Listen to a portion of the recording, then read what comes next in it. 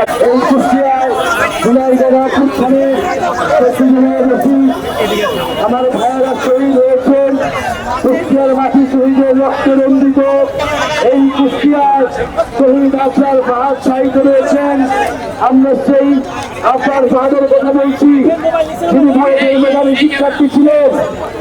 দেশের পক্ষে কথা বলার জন্য, আগ্রাসন এবং আধিপত্যবাদের বিরুদ্ধে কথা বলার জন্য ভোটের হলে সারা রাত ধরে সন্ত্রাসী সংগঠন ছাত্রলীগ তাকে নির্যাতন নিপীড়ন করে হত্যা করেছিল।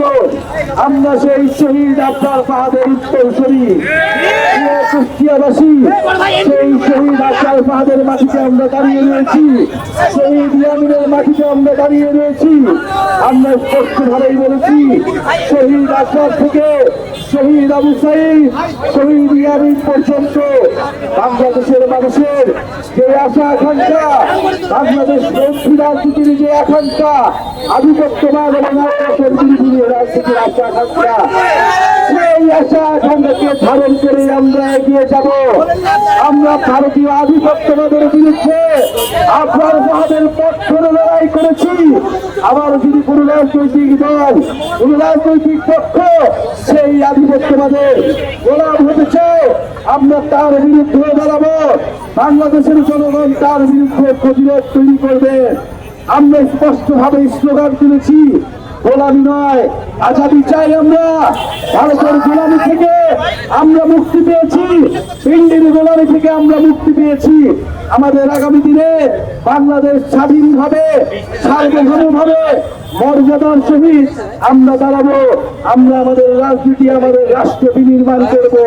কুষ্টিয়ার আফসার ফাহাদ, কুষ্টিয়ার শহীদ ইয়ামিন আমাদেরকে সেই শিক্ষা দিয়েছে। আমরা সেই আশা আকাঙ্ক্ষাকে ধারণ করি, সেই চেতনাকে ধারণ করি। আপনারা কি শহীদ আফসার ফাহাদকে ধারণ করে, শহীদ ইয়ামিনকে ধারণ করে? শহীদ আফসার ফাহাদের স্ট্যাটাস মনে আছে আপনাদের? সেই একটা সময় যখন বাংলাদেশের মানুষ কথা বলতে পারত না, দিল্লির আধিপত্যবাদের বিরুদ্ধে কথা বলতে পারত না, তখন আফসার ফাহাদ আমাদের নদীর চুক্তি নিয়ে, আমাদের পানির ন্যায্য হিস্সা নিয়ে ফেসবুক স্ট্যাটাস দিয়েছিল, আমাদের বন্দর নিয়ে স্ট্যাটাস দিয়েছিল, বাংলাদেশের জনগণের স্বার্থের পক্ষে স্ট্যাটাস দিয়েছিল।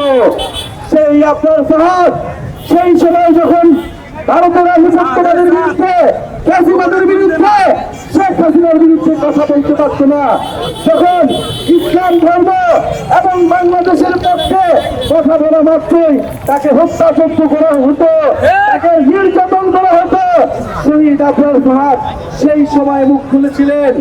আমরা সেই শহীদ আফসারের পথ ধরে শহীদ ইয়ামিন পর্যন্ত জুলাই গণঅভ্যুত্থান, ফ্যাসিবাদ আধিপত্যবাদ বিরোধী যে লড়াই সংগ্রাম, সেই লড়াই সংগ্রাম চালিয়ে যাব। নতুন সংবিধান বিচার এবং সংস্কার না হওয়া পর্যন্ত কুষ্টিয়াবাসীকে সেই সংগ্রামে আহ্বান জানাচ্ছি। এবং শহীদ আফসার ফাহাদ, শহীদ ইয়ামিন তাদের আশা আকাঙ্ক্ষাকে ধারণ করে কুষ্টিয়ার মানুষকে সাথে নিয়ে আমরা কুষ্টিয়াবাসীর জন্য, সারা দেশের মানুষের জন্য একটি বৈষম্যহীন গণতান্ত্রিক বাংলাদেশ উপহার দিব। এই প্রত্যাশা ব্যক্ত করে আমরা আজকে আপনাদের কাছ থেকে বিদায় নিচ্ছি।